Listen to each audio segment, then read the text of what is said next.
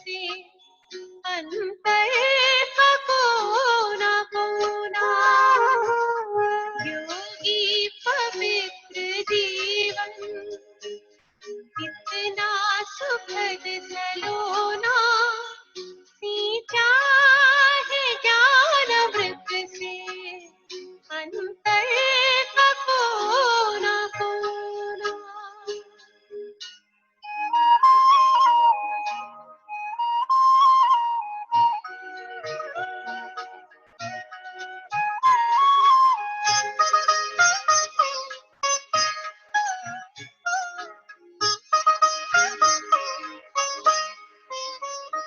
जब से लगन लगी है परिचय मिला तुम्हारा। होकर मगन मन कहता बाबा तू ही हमारा। जब से लगन लगी है परिचय मिला तुम्हारा। होकर मगन मन कहता बाबा तू ही हमारा। प्रभु से महामिलन का मन में सदा है खोना। सींचा है ज्ञानामृत से अंतर का कोना कोना।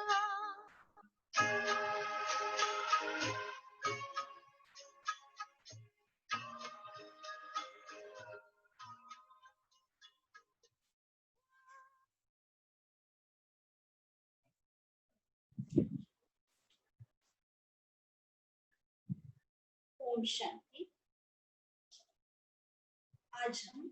आज की रीडिंग की शुरुआत करते हैं। कल प्यारे बाप दादा ने हमें होली शब्द के 3 अर्थ बताए। एक होली यानी पवित्र, हम आत्माएं पवित्र है। दुनिया की जो पावन कहने वाली महान आत्माएं भी है तो बाबा कहते हैं कि वो हमारी पवित्रता के आगे झुकती है। फिर दूसरा अर्थ था होली यानी हम बाबा के बन। और तीसरा बाबा ने कहा था होली अर्थात जो बीत गया, जो हो गया सो हो गया। फिर बाबा ने कहा था जितना हम स्वमानधारी बनेंगे उतना ही सारे कल्प भर में हमको सम्मान मिलता है। राज्य अधिकारी के रूप में प्रजा सम्मान देती है। फिर आधा कल्प पूज्य देवता स्वरूप में सम्मान मिलता है। और बाबा कहते संगम युग पर तो स्वयं परमात्मा हम बच्चों को बहुत सम्मान की दृष्टि से देखते हैं। बाबा कहते हैं याद प्यार देने के लिए मैं स्वयं वतन से यहाँ आता हूँ, ऊपर से याद प्यार भेजता हूँ। लेकिन स्वमानधारी बनने के लिए हमें मुख्य अभ्यास जो करना है वह है देही अभिमानी बनने का या देह अभिमान का त्याग करने का। बाबा कहते हैं ये भाग्य हमको कब मिलेगा जब हम देह अभिमान का त्याग करेंगे। फिर बाबा ने कहा था कि बाबा को सबसे अच्छा शब्द कौन सा प्रिय लगता है तो वो है एक शब्द। तो एक व्रता हमें बनना है। एक एक शब्द कहाँ कहाँ आता है तो बाबा ने हमको होमवर्क दिया था कि आपको ढूंढना है। तो सिर्फ पतिव्रता नहीं लेकिन सर्व संबंधों से बाबा को हमें याद करना जिससे हमारी एक रस स्थिति बनेगी। एक व्रता, एकांतवासी, एक रस स्थिति और भी एक शब्द से जुड़े हुए हमको शब्द निकालने के लिए बाबा ने कहा। तो आज हम आगे की रीडिंग करते हैं। बाबा ने कहा है एक जन्म ब्राह्मण पवित्र बनते हो लेकिन अनेक जन्म देवता रूप में राज्य करते व पूज्य बनते हो। एक जन्म पवित्र बनते हो लेकिन राज्य अनेक जन्म करते हो और पूज्य तो आधा कल्प बनते हो। स्वमानधारी अपने प्राप्त हुए स्वमान में रहते हुए स्वमान के सम्मान में भी रहता और दूसरों को भी सम्मान से देखता, बोलता व संपर्क में आता है। जो जितना स्वमानधारी है तो वो बाबा कहते दूसरों को भी उसी दृष्टि से देखता है। उतनी ही सम्मान पूर्वक दृष्टि उसकी सामने वाली आत्मा की तरफ रहती है उनको देखता भी सम्मान से है, उनसे बोलता भी सम्मान से है, और संपर्क भी सम्मान पूर्वक होता है। स्व सम्मान का अर्थ ही है स्व को सम्मान देना। जैसे बाप विश्व की सर्व आत्माओं द्वारा सम्मान प्राप्त करने वाले हैं, हर एक सम्मान देते हैं। बाबा ने कहा है कि बाप विश्व की सर्व आत्माओं द्वारा सम्मान प्राप्त करने वाले हैं, हर एक सम्मान देते हैं, लेकिन जितना ही बाप को सम्मान मिलता है उतना ही सब बच्चों को सम्मान देते हैं। जितना सर्व के द्वारा सम्मान मिलता है उतना ही सब बच्चों को सम्मान देते हैं। जो देता नहीं है तो देवता बनता है, देने वाले को ही देवता कहा जाता है। तो बाबा कहते हैं कि जो देता नहीं वो बनता नहीं। अनेक जन्म देवता बनते हो और अनेक जन्म देवता रूप का ही पूजन होता है। एक जन्म ब्राह्मण बनते हो लेकिन अनेक जन्म देवता रूप में राज्य करते व पूज्य होते। ब्राह्मण एक जन्म और बाबा कहते हैं देवता व पूज्य स्वरूप इतना समय रहता है। तो देवता अर्थात देने वाला। अगर इस जन्म में सम्मान नहीं दिया तो क्या होगा? बाबा तो हमें देवता बनाने आए हैं, हमेशा याद दिलाते हैं ब्राह्मण सो फरिश्ता सो देवता बनने वाले। फिर बाबा ने कहा अगर इस जन्म में सम्मान नहीं दिया, क्योंकि देने वाले ही देवता है, तो देवता कैसे? अनेक जन्मों में सम्मान कैसे प्राप्त करें? इसके लिए क्या करना पड़ेगा? फिर बहुत सहज विधि बाबा ने हमको कहा है, फॉलो फादर करना है। साकार स्वरूप ब्रह्मा बाप को देखा, सदा स्वयं को वर्ल्ड सर्वेंट कहलाया। अपने आप को क्या कहलाया? शिव बाबा तो ऑलमाइटी है, लेकिन ब्रह्मा बाप स्वयं को क्या कहते थे? मैं विश्व सेवाधारी, वर्ल्ड सर्वेंट कहलाया, बच्चों का सर्वेंट कहलाया और बच्चों को मालिक बनाया। सदा मालिकम सलाम किया, सदा छोटे बच्चों को भी सम्मान का स्नेह दिया। बाबा ने सभी बच्चों को कैसे सम्मान दिया है आज बाबा ने बताया है कि छोटे बच्चों को कैसे दिया, युवाओं को कैसे दिया और जो बूढ़े बुजुर्ग है उनको कैसे दिया। तो बाबा ने आज स्पष्ट किया है सदा छोटे बच्चों को भी सम्मान का स्नेह दिया। ओवनहार विश्व कल्याणकारी रूप से देखा। छोटे बच्चे हैं ऐसे नहीं देखा, लेकिन क्या देखा? ये ओवनहार विश्व कल्याणकारी है ऐसे देखा। कुमारियों व कुमारों को, युवा स्थिति वालों को सदा विश्व की नामी ग्रामी महान आत्माओं को चैलेंज करने वाले, असंभव को संभव करने वाले, महात्माओं के सिर झुकाने वाले ऐसे पवित्र आत्माओं को सम्मान से। बाबा ने कुमार कुमारियां युवकों को कैसे सम्मान दिया? उनको कौन सा सम्मान दिया? तो बाबा ने कहा है कि आप सभी कौन हो?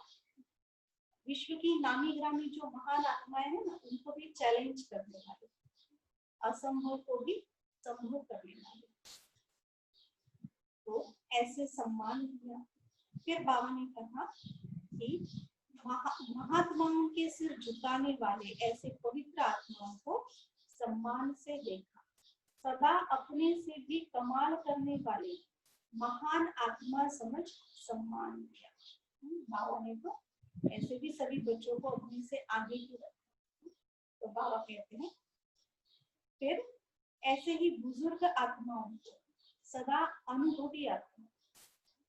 घर परिवार में तो जब बुजुर्ग होते हैं, बुढ़ापा आता है, तो साथ साथ निराशा भी आती है, क्योंकि अभी हमारा कोई अधिकार नहीं है, कोई मान नहीं है, ऐसी फीलिंग होती है। लेकिन बाबा क्या कहते हैं, सदा अपने से भी कमाल करने वाले युवकों को तो देखा है, लेकिन जो बुजुर्ग आत्माएं हैं उनको बाबा ने कहा कि आप अनुभवी आत्मा, हम जिस आत्मा को सम्मान से देखना, बांधेलिए या बांधेलियों को निरंतर याद में नंबर 1 के सम्मान से देखना। बंधन में है तो बंधन वाले क्या फील करते हैं, हमारे ही कर्मों का बंधन है, हमने ही कुछ किया है जो हमको बंधन अभी अनुभव है, या बहुत दुखी होते हैं। लेकिन बाबा ने उनको किस दृष्टि से देखा, बाबा हमेशा अपनी मुरली में कहते हैं कि जो बांधेले हैं वो मुझे बहुत प्यार से याद करते हैं, प्यार के आंसू बहाते हैं, तो सभी बंधनों से छुड़ाने बाबा आए। बांधेले या बांधेलियों को निरंतर याद में नंबर 1 के सम्मान से देखा, इसलिए नंबर 1 अविनाशी सम्मान के अधिकारी, नंबर 1 सम्मान के अधिकारी बने। तो ब्रह्मा बाप ने कैसे सभी बच्चों को, चाहे छोटे हो बड़े हो, युवा हो कुमार हो कुमारी हो, तो बाबा ने कैसे सभी बच्चों को सम्मान दिया, और इसीलिए पूज्य स्वरूप में सदा पूजन किया। तो बाबा ने कहा इसलिए नंबर 1, इसलिए नंबर 1 अविनाशी सम्मान के अधिकारी बने। राज्य सम्मान में भी नंबर 1, विश्व महाराजन और पूज्य रूप में भी बाप की पूजा के बाद पहले पूज्य लक्ष्मी नारायण ही बनते। तो राज्य सम्मान और पूज्य सम्मान, राज्य सम्मान और पूज्य सम्मान दोनों में नंबर 1 हो गए, क्योंकि सर्व को स्वमान सम्मान दिया। कैसे सम्मान दिया, स्वमान सहित सम्मान दिया, बच्चों का भी सम्मान बढ़ाया, उनको भी सम्मान दिया, और खुद समान भारी बनकर के सम्मान दिया। ऐसे नहीं सोचा सम्मान देवे तो सम्मान दे, हम ऐसे ही सोचते हैं ना बहुत बार, कहे तो मैं कहूँ, तो बाबा कहते हैं वो सम्मान देवे तो मैं सम्मान दूं। सम्मान देने वाले निंदक को भी अपना मित्र समझा। सिर्फ सम्मान देने वाले को अपना नहीं समझते, लेकिन गाली देने वाले को भी अपना समझते, क्योंकि सारी दुनिया ही अपना परिवार, सारी दुनिया ही अपना परिवार, इस तने से ही निकली हुई सारी टाल टालियां है ना, इसलिए बाबा कहते हैं कि सारी दुनिया ही अपना परिवार है, सर्व आत्माओं का तना आप ब्राह्मण। ये सारी शाखाएं अर्थात भिन्न भिन्न धर्म की आत्माएं भी मूल तना से निकली है, तो सभी अपने हुए। बाबा कहते हैं ये हमेशा याद रखना, ये मुख्य फाउंडेशन जो यहाँ से ही शुरू होता है ब्राह्मण से। तो बाबा कहते हैं कि मूल तना कौन है, आप सब। तो सभी अपने हुए ना, ऐसे स्वमानधारी सदा अपने को मास्टर रचयिता समझ सर्व को सम्मान दाता बनते हैं, सदा अपने को आदिदेव ब्रह्मा के आदि रतन आदि पाठधारी आत्माएं समझते हो। इतना नशा है तो सभी ने सुना क्या कहा बाबा ने कि हम आदि रतन आदि पाठधारी आत्माएं, तो यह स्मृति रखनी है, तो वैसे ही नशा चलेगा। तो सभी ने सुना बच्चों का सम्मान क्या है, बूढ़ों का सम्मान क्या है, युवा का क्या है। आदि पिता ब्रह्मा ने हमको ऐसे सम्मान से देखा, कितना नशा होगा। बाबा हमको कैसे देखते हैं, कैसे सम्मान देते हैं, तो कितना नशा होगा। तो सदा यह स्मृति रखो, सदा यह स्मृति रखो कि आदि आत्मा ने जिस श्रेष्ठ दृष्टि से देखा, ऐसे ही श्रेष्ठ स्थिति की सृष्टि में रहे। हम बच्चों को भी बाबा कहते हैं सदा यह याद रखो कि ब्रह्मा बाप हमको किस दृष्टि से देखते, किस दृष्टि से देखा है, तो ऐसी ही अपनी स्थिति भी बनानी है और ऐसी ही सृष्टि में रहना। ऐसे अपने से वायदा करो, वायदा तो करते रहते हो ना, बोल से भी वायदा करते हो, मन से भी वायदा करते हो और लिख कर भी वायदा करते हो और फिर भूल भी जाते। बाबा कहते हैं ये बच्चे वायदे तो बहुत अच्छे अच्छे करते हैं, बाबा हमेशा बच्चों के वायदों की फाइल को याद करते हैं। तो बाबा कहते हैं कि बच्चे वायदे तो बहुत अच्छे करते हैं, बोल के भी करते हैं, लिख कर भी करते हैं, मन से भी करते हैं, सभी प्रकार से करते हैं और फिर भूल भी जाते हैं। इसलिए वायदे का फायदा नहीं उठा, भूल जाने के कारण वायदे का फायदा नहीं उठा पाते। याद रखो तो फायदा भी उठाओ। याद रखना है कौन कौन से वायदे करते, सभी अपने को चेक करो कितने बार वायदा किया और निर्भया कितने बार बनी, सॉरी कितनी बार वायदा किया और निभाया कितने बार। निभाना आता है वह सिर्फ वायदा करना आता है, तो बदलते रहते, कभी वायदा करने वाले और कभी निभाने वाले। फिर बाबा कहते हैं कि होली हंस अर्थात समर्थ और व्यर्थ को परखने वाले, सदा अपने को होली हंस अनुभव करते हो। होली हंस अर्थात समर्थ और व्यर्थ को परखने वाले, वह जो हंस होते हैं वो कंकड़ और रतन को अलग करते हैं, मोती और पत्थर को अलग करते हैं, लेकिन आप होली हंस किसको परखने वाले। कहते हैं कि वो होली हंस जो होते हैं वो उनकी विशेषता क्या है, कंकड़ और रतन को अलग करते हैं, मोती और पत्थर को अलग करते हैं। लेकिन बाबा ने हमको क्या कहा है कि हमको क्या परखना है, व्यर्थ क्या है और समर्थ क्या है। समर्थ क्या है और व्यर्थ क्या है, शुद्ध क्या है अशुद्ध क्या है। जैसे हंस कभी कंकड़ को चुभ नहीं सकता, अलग करके रख देगा, छोड़ देगा, ग्रहण नहीं करेगा। बाबा ने कहा कि कभी भी हंस कंकड़ चुभ नहीं सकता, फिर क्या करेगा, रख देगा, छोड़ देगा, ग्रहण नहीं करेगा। ऐसे आप होली हंस व्यर्थ को छोड़ देते हो और समर्थ संकल्प को धारण करते हो। व्यर्थ को छोड़ देते हो, रख देते हो, लेकिन बाबा कहते उससे किनारा करना आना चाहिए और समर्थ को धारण करके आना चाहिए। अगर व्यर्थ आ भी जाए तो धारण नहीं करेंगे। इस भगवान का बार बार अभ्यास करना है। हम कौन है, हम होली हंस हैं, तो किस बात को परखना है, व्यर्थ और समर्थ, और देखना है कि क्या हम इसको धारण कर पाते हैं। अगर व्यर्थ आ भी जाए तो धारण नहीं करना। व्यर्थ को अगर धारण किया तो होली हंस नहीं करना।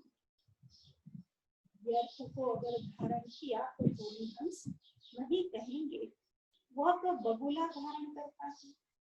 व्यर्थ को बहुत सुना, बोला, किया, लेकिन उसका परिणाम क्या, उसको धारण करके देख लिया ना, ग्रहण करके देख लिया और परिणाम तो हमारे सामने ही है। क्या है, तो बाबा ने कहा सदा गवाया, सब कुछ गवा दिया, तन भी गवाया, देवताओं के तन देखो और अभी के तन देखो। हमारे पहले जन्मों के आदि समय के बाबा कहते हैं कि देखो क्या गायन है, तन की तंदुरुस्ती का। तो परिणाम को सभी ने देखा ना कि अगर हमने व्यर्थ को धारण किया तो सब कुछ गवाया, तन भी गवाया। तो दोनों इसमें कितना अंतर है। जवान से भी बूढ़े अच्छे हैं। वर्तमान समय में तन की तंदुरुस्ती को भी देखें तो भी बाबा कहते हैं इस जन्म में भी, अंतिम समय में, थोड़े समय पहले के जो है, एक पीढ़ी पहले वाले और आज के समय के, जवान से भी बूढ़े अच्छे हैं। तो तन भी गवाया, मन का सुख शांति भी गवाया और धन भी गवाया। आपके पास कितना धन था, अथाह धन कहाँ है, व्यर्थ में गवा दिया। अभी जमा कर रहे हो या गवा रहे हो।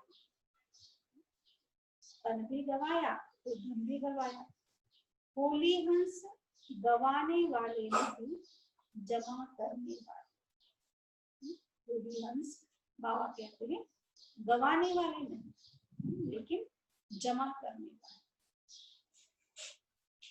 अभी 21 जन्म तन भी अच्छा मिलेगा और मन भी सदा खुश रहने वाला होगा।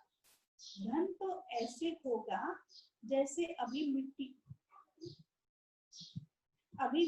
का भी मूल्य हो गया है, लेकिन वहां रत्नों से खेलेंगे, रत्नों से मकान की सजावट होगी। तो कितना जमा कर रहे हो। जिसके पास जमा होता है उसको खुशी होती। अगर जमा नहीं होता तो दिल छोटी हो। बाबा कहते हैं कि शुरू से लेकर के जो संपन्नता थी वो तन गवाया, मन गवाया, मन की सुख शांति गवाई, इतना अटूट खजाना था तो धन भी गवाया। अब बाबा कहते हैं यह समय है जमा करने। तो वहां तो रत्नों से खेलेंगे, मकान की सजावट होगी। तो कितना जमा कर रहे हो। जिनके पास जमा होता है उसको खुशी होती है। अगर जमा नहीं होता तो दिल छोटी होती है। जमा होता है तो दिल बड़ी। अभी कितनी बड़ी दिल हो गई है। तो हर कदम में जमा का खाता बढ़ता जाता है या कभी कभी जमा करते हो। अपना चार्ट अच्छी तरह से देखा है। ऐसे समय पर भी कभी कभी व्यर्थ तो नहीं चला जाता है। अभी तो समय की वैल्यू का पता पड़ गया है ना। संगम का 1 सेकंड कितना बड़ा है। बाबा कहते हैं अभी भी गवा रहे हो या जमा कर रहे हो, तो अपना चार्ट देखना। संगम का 1 सेकंड, उसकी वैल्यू तो अभी सभी को पता पड़ गई है। कहने में तो आएगा 1-2 सेकंड ही तो गया, लेकिन 1 सेकंड कितना बड़ा है यह याद रखे तो 1 सेकंड भी नहीं गवाएंगे। सेकंड गवाना माना वर्ष गवाना। संगम के 1 सेकंड का इतना महत्व है। तो जमा करने वाले गवाने वाले, क्योंकि या तो होगा गवाना या तो होगा कमाना। बाबा कहते हैं 1-1 सेकंड की, संगम के 1-1 घड़ी की उसका कितना महत्व है, उसमें हमको जमा करना न कि गवाना है। सारे कल्प में कमाई करने का अभी समय है। तो होली हंस अर्थात स्वप्न में संकल्प में भी कभी व्यर्थ गवाएंगे। तो आज का सवाल है हम होली हंस है।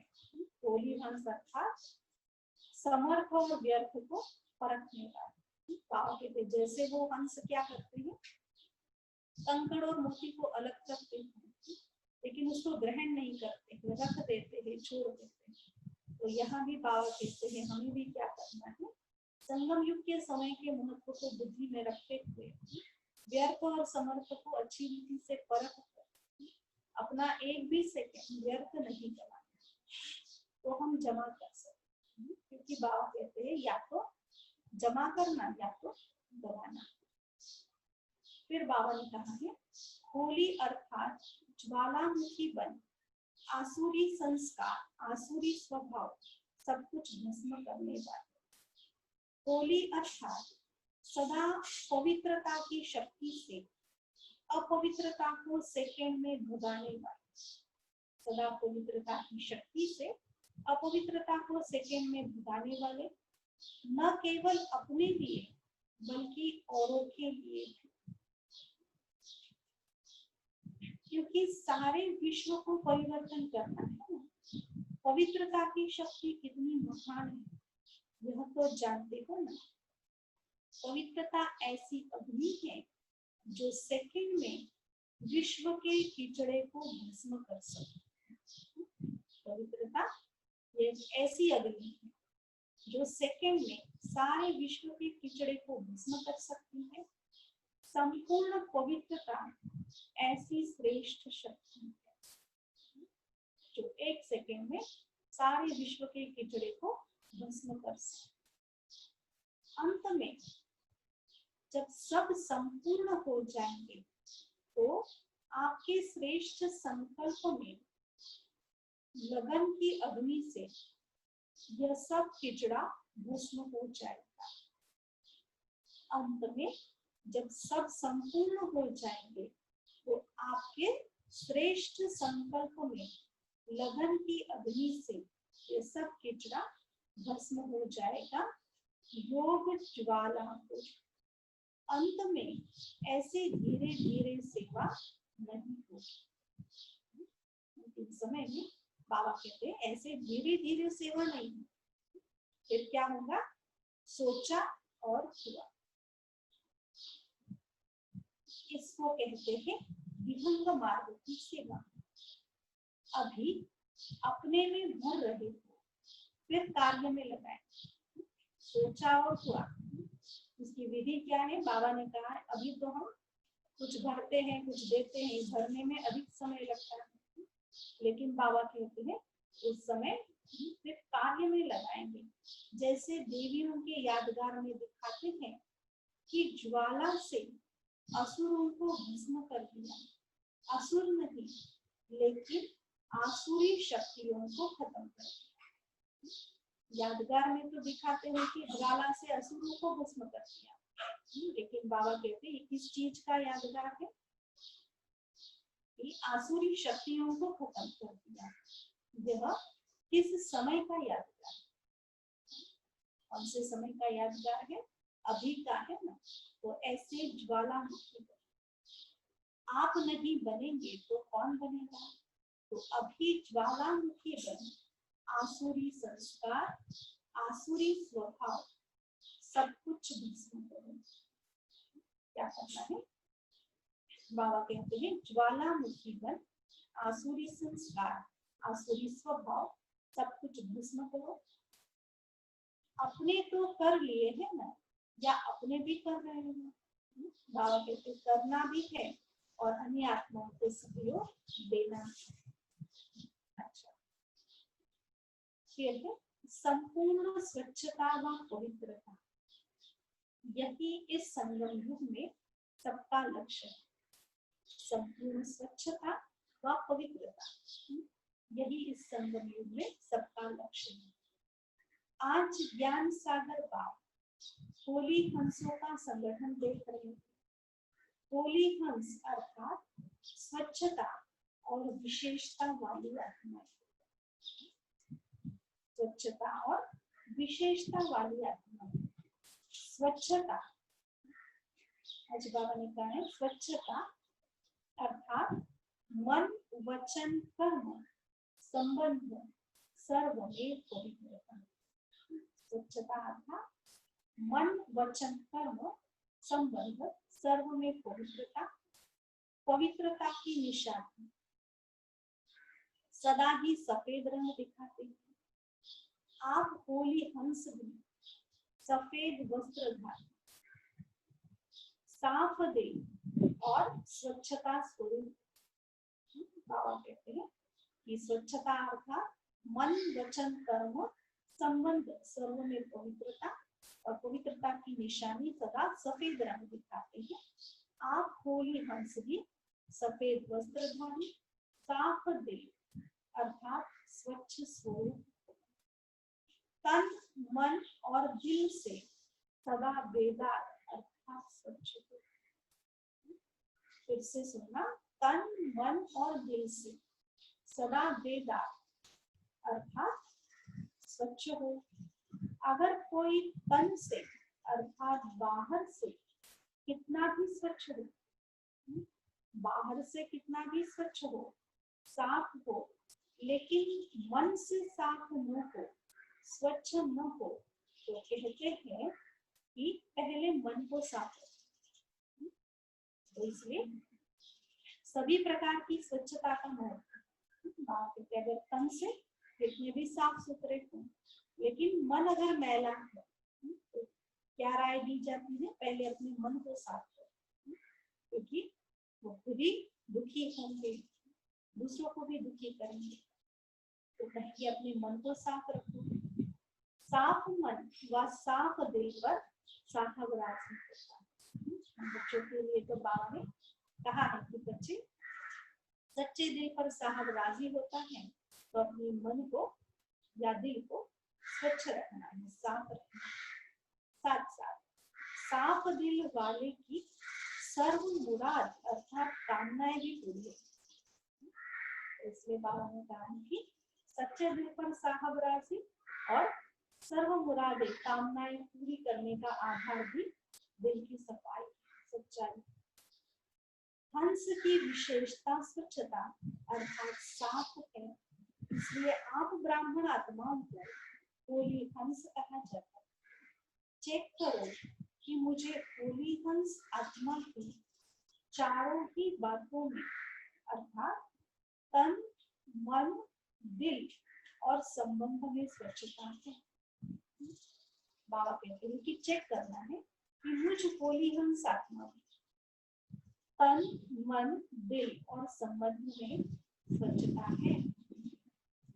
संपूर्ण स्वच्छता व पवित्रता, यही इस संगम युग में सबका लक्ष्य भी तो हमको यही मिला। इसलिए बाबा कहते हैं कि संगम युग का हमारा लक्ष्य क्या है, संपूर्ण स्वच्छता व संपूर्ण पवित्रता। इसलिए कि आप ब्राह्मण सो देवताओं को संपूर्ण पवित्र गाया जाता है। सिर्फ निर्विकारी नहीं कहते, लेकिन संपूर्ण निर्विकार। आज बाबा ने कहा कि संपूर्ण स्वच्छता या संपूर्ण पवित्रता ये संगम युग को लक्ष्य है। तो बाबा कहते हैं इसलिए आप ब्राह्मण सो देवता को संपूर्ण पवित्रता कहा जाता है। सिर्फ निर्विकारी नहीं कहते, लेकिन संपूर्ण निर्विकारी कहा जाता है। 16 कला संपन्न कहा जाता है। सिर्फ 16 कला नहीं कहते, लेकिन उसमें संपन्न। गायन आपके ही देवता रूप का है, लेकिन बनेकर ब्राह्मण जीवन में व देवता जीवन में बाबा कहते हैं ऐसे संपूर्ण स्वच्छ, संपूर्ण पवित्र, गायन योग्य, पूजन योग्य बनेकर सतयुग में बने या यहाँ बने। तो बाबा पूछते हैं कि ब्राह्मण जीवन में बने या देवता जीवन में बने। बनने का समय अब संगम युग का है, इसलिए चेक करो कि कहाँ तक अर्थात कितने परसेंट में स्वच्छता अर्थात पवित्रता धारण, क्योंकि यही संगम का समय है जिस समय हम संपूर्ण स्वच्छ या संपूर्ण पवित्र बनते हैं, जिसके आधार पर फिर हमारा गायन होगा संपूर्ण निर्विकारी 16 कला संपन्न। तो बाबा तो सिर्फ निर्विकारी नहीं कहते या 16 कला नहीं कहते, लेकिन संपूर्ण निर्विकार 16 कला संपन्न ऐसे। होली हंस अर्थात तन मन दिल और संबंध से बेदार। तन की स्वच्छता अर्थात सदा इस तन को आत्मा का मंदिर समझ उस स्मृति से स्वच्छ रखना है। अब बाद में 4 बातों की स्वच्छता पर हमारा अटेंशन खिंचवाया है, उसमें से एक एक बात को हम देखेंगे। तो पहली है तन की स्वच्छता। इसके लिए बाबा ने क्या कहा है, इस तन को, इस शरीर को क्या समझना है कि आत्मा का यह मंदिर है। जितना मूर्ति श्रेष्ठ होती है उतना ही मंदिर भी श्रेष्ठ होता है। तो आप श्रेष्ठ मूर्तियां हो या साधारण ब्राह्मण आत्माएं सारे कल्प में नंबर 1 श्रेष्ठ आत्माएं हैं। ब्राह्मणों के आगे देवताएं भी सोने तुल्य है और ब्राह्मण हीरे तुल्य है। बाबा कहते हैं यह हमारा जीवन कितना श्रेष्ठ है। इसलिए इस तन को क्या समझना है कि मुझ आत्मा का वो मंदिर है। और फिर मंदिर है तो उसकी सफाई, स्वच्छता, पवित्रता है। तो इसलिए बाबा कहते हैं कि ब्राह्मण आत्माएं सारे कल्प में नंबर 1 श्रेष्ठ आत्माएं हैं। ब्राह्मणों के आगे देवताएं भी सोने तुल्य हैं और ब्राह्मण हीरे तुल्य हैं। तो आप सभी हीरे की मूर्तियां, कौन सी मूर्तियां है? हीरे की मूर्तियां। कितनी ऊंची हो गई। इतना अपना स्वमान जान इस शरीर रूपी मंदिर को स्वच्छ रखो। सदा हो लेकिन स्वच्छ हो, सदा भी हो और स्वच्छ भी हो। इस विधि से तन की पवित्रता सदा रूहानी खुशबू का अनुभव कराएंगे। ऐसी स्वच्छता, पवित्रता कहाँ तक धारण है, ये चेक करना है। देहभान में स्वच्छता नहीं होती, लेकिन आत्मा का मंदिर समझने से स्वच्छ रखते। इसलिए बाबा कहते जैसे सुबह सुबह उठकर पहले स्वच्छता करते हैं और तन की स्वच्छता भी पहले उठकर करते हैं। तो बाबा ने हमको विधि बताई क्या करना है, क्या समझने से स्वच्छता होगी। हम आत्मा है, देहभान में आने से स्वच्छता नहीं होती। और यह मंदिर भी बाप ने आपको संभालने और चलाने के लिए दिया। एक तो यह तन मंदिर है, दूसरा उसको स्वच्छ रखने की विधि क्या है, अपने को आत्मा समझना है, और तीसरा यह किसकी अमानत है, तो उसको हम उस रीति से स्वच्छ रखेंगे। तो बाबा कहते हैं कि बाबा ने यह हमको चलाने के लिए दिया है, संभालने के लिए दिया है, इस मंदिर का ट्रस्टी बनाया है। आपने तो तन मन धन सब दे दिया है, अभी आपका तो नहीं है। मेरा कहेंगे या तेरा कहेंगे, क्या कहेंगे? मेरा तन कहेंगे या बाबा ने हमको ट्रस्टी बनाया है इस तन का। तो ट्रस्टीपन स्वतः ही नष्ट होगा, अर्थात स्वच्छता और पवित्रता को अपने में लाता है। ट्रस्टीपन स्वतः ही नष्ट होगा, अर्थात स्वच्छता और पवित्रता को अपने में लाता है।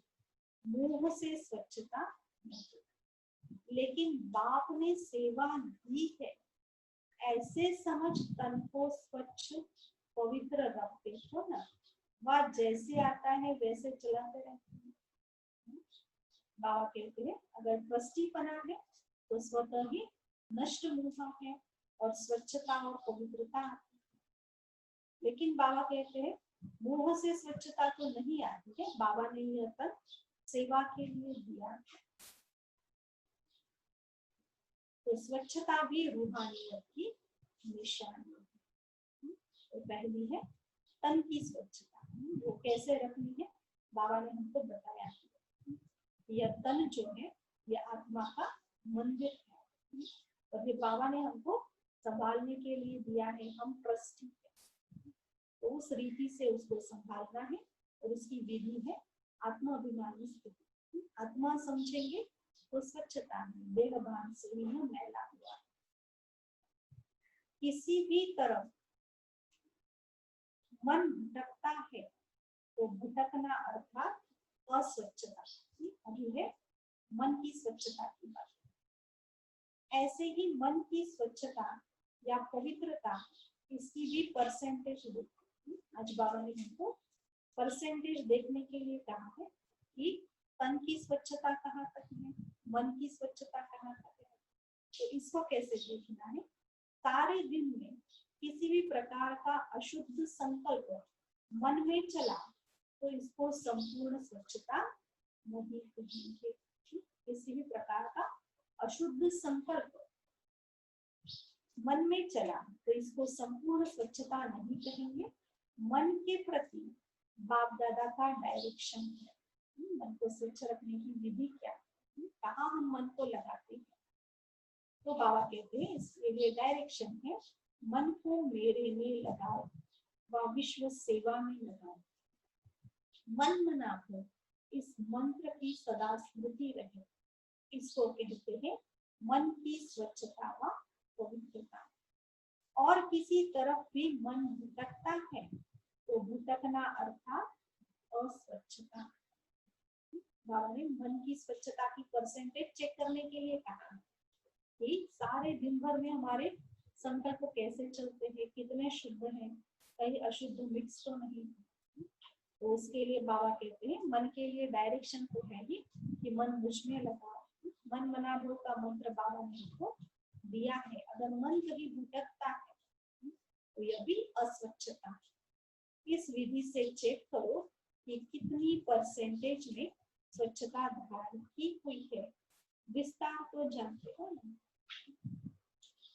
आज हम चारों ही प्रकार की स्वच्छता के बारे में देखेंगे। फिर बाबा ने हमको तीसरे प्रकार की स्वच्छता बताई, वो है दिल की स्वच्छता। इसको भी जानते हो कि सच्चाई की सफाई। दिल की स्वच्छता के लिए बाबा क्या कहते हैं? सच्चाई ही सफाई है।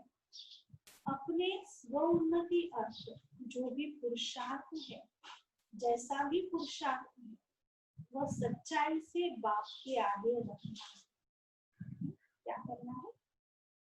दिल की स्वच्छता या अपनी स्वोन्नति के लिए जो भी हम पुरुषार्थ कर रहे हैं वो सच्चाई से बाबा के सामने रखना है। तो एक स्वयं के पुरुषार्थ की स्वच्छता, दूसरा सेवा करते सच्ची दिल से कहाँ तक सेवा कर रहे हैं। बाबा ने दिल की स्वच्छता की बातें बताई है, इसमें जितनी सच्चाई है उतनी ही सफाई। तो सच्चाई कैसे? बाबा कहते हैं जो भी बातें हैं पुरुषार्थ की है, अपने संस्कारों की, दिनचर्या की, जो कुछ भी बातें हैं तो बहुत सच्चाई से बाबा के सामने रखें। अपना सच्चा पोता मिल देना।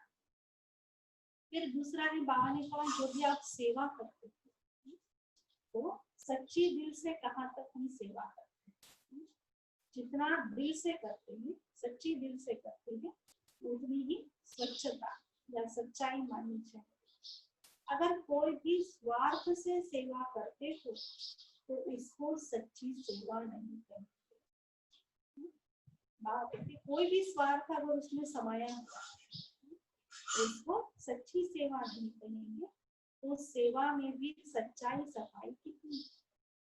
कोई सोचते कि सेवा तो करनी ही पड़ेगी, जैसे लौकिक गवर्नमेंट की ड्यूटी है, चाहे सच्ची दिल से करो, चाहे मजबूरी से करो, चाहे अलबेले बन के करो, करनी ही पड़ेगी।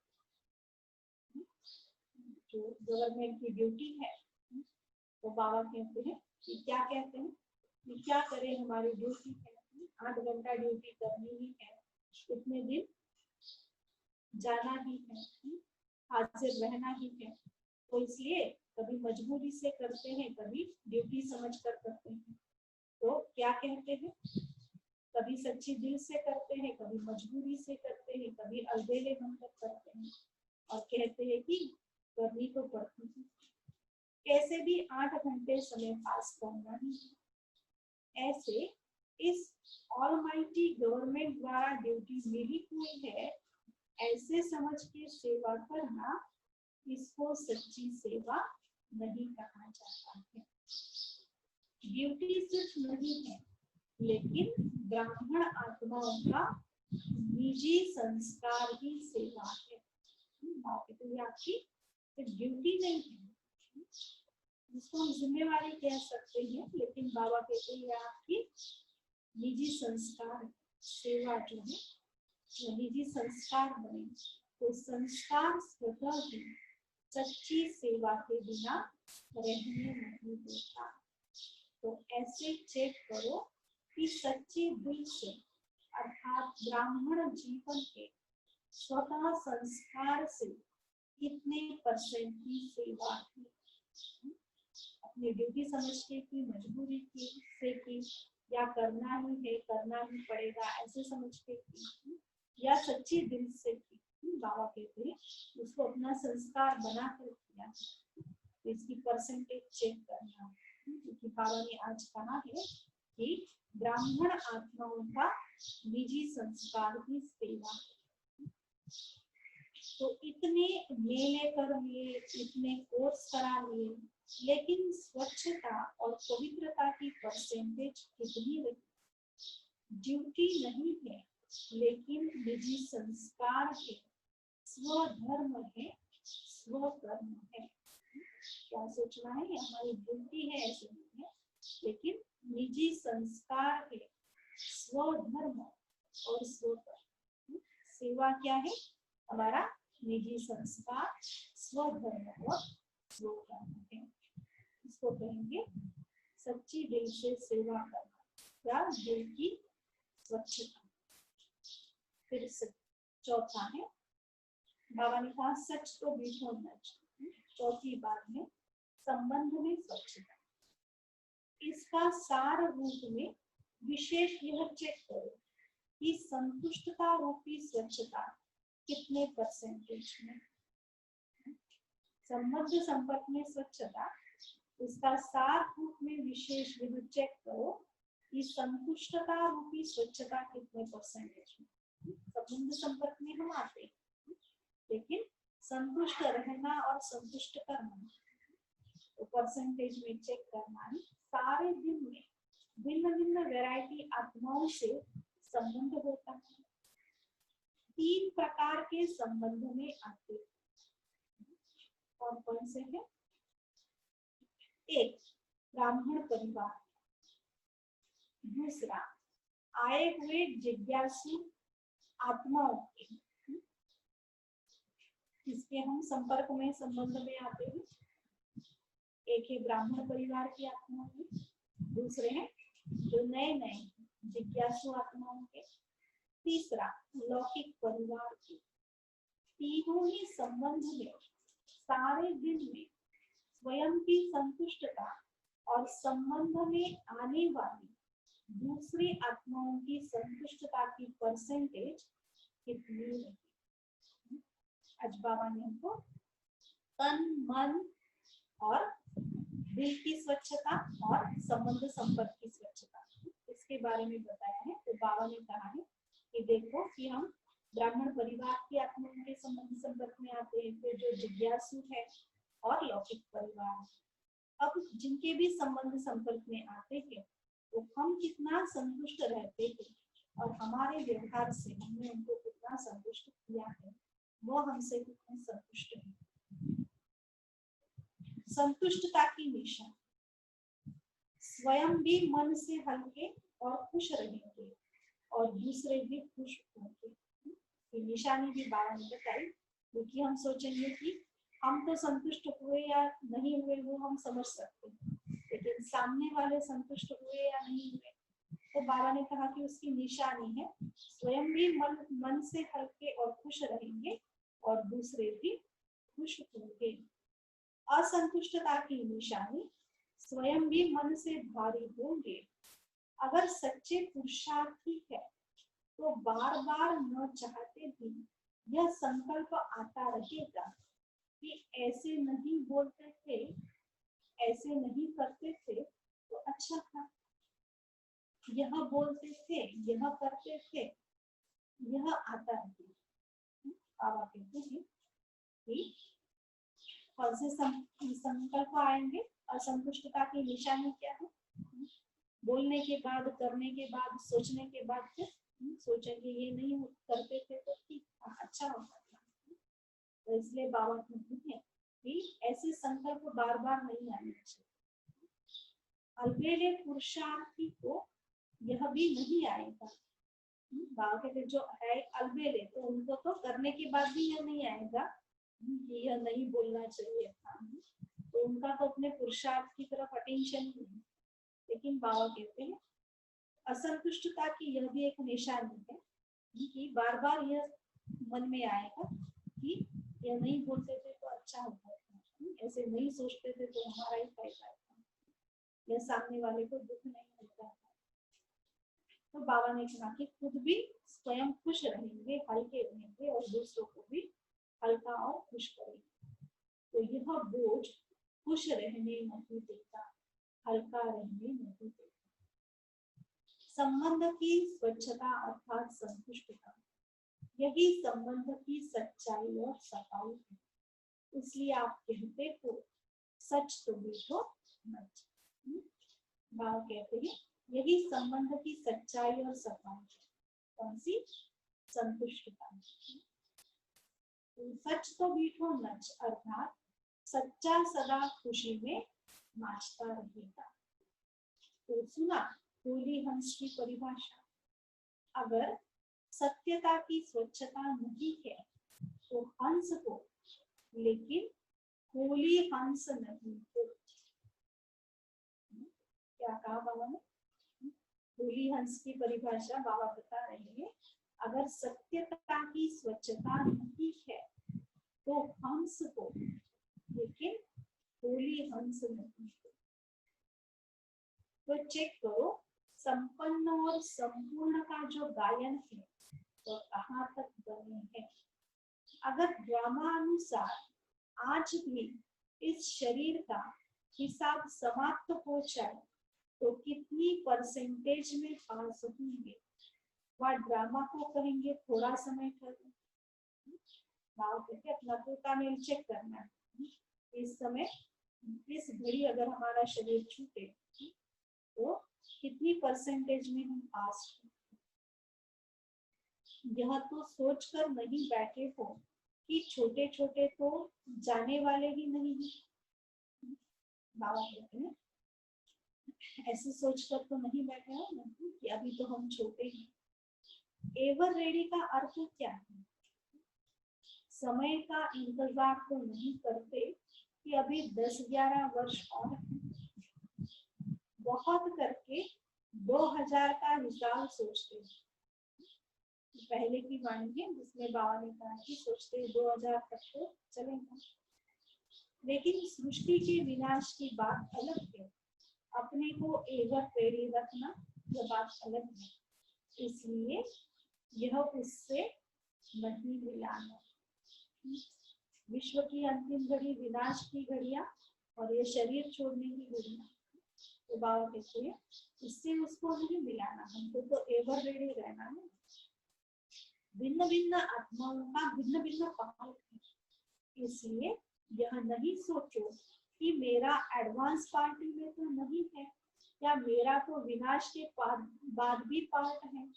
कोई आत्माओं का है लेकिन मैं एवर रेडी हूँ, नहीं तो अलबेलेपन का अंश प्रकट हो जाएगा। एवर रेडी रहो, फिर चाहे 20 वर्ष जिंदा रहो कोई हर्जा नहीं।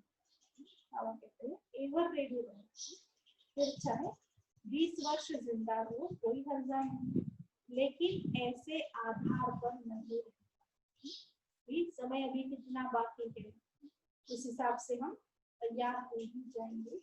लेकिन बाबा कहते हैं मैं एवर रेडी कहाँ तक बना, इसको कहते हैं होली हंस।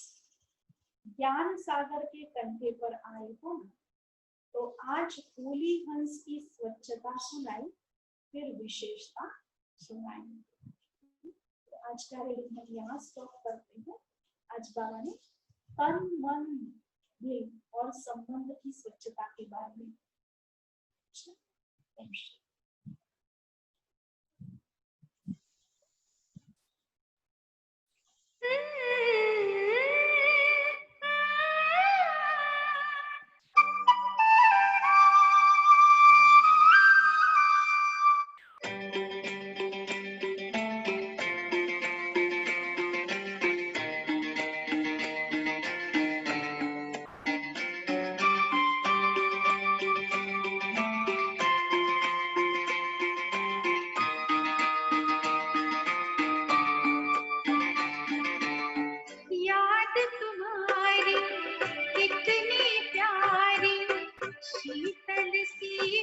छत्र छाया है, याद तुम्हारी कितनी प्यारी, शीतल सी छत्र छाया है।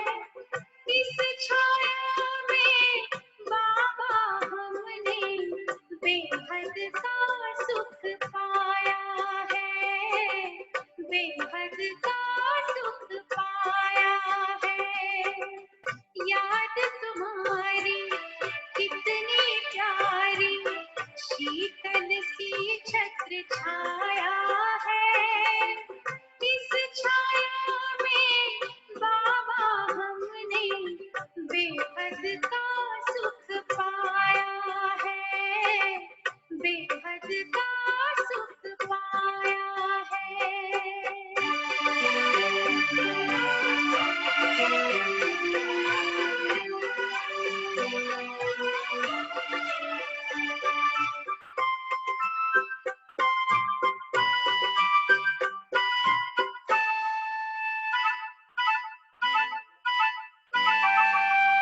मांग रहे थे दर दर भटके, मिलता कहीं था प्यार नहीं। मांग रहे थे दर दर भटके, मिलता कहीं था प्यार नहीं। बिन मांगे हमें सब कुछ देते, मांगने की ललकार नहीं। सब कुछ तेरा अब तो मेरा, हम पर तेरा साया है। इस छाया में बाबा हमने बेहद का सुख पाया है, बेहद का सुख पाया है। याद तुम्हारी कितनी प्यारी, शीतल सी छत्र छाया है।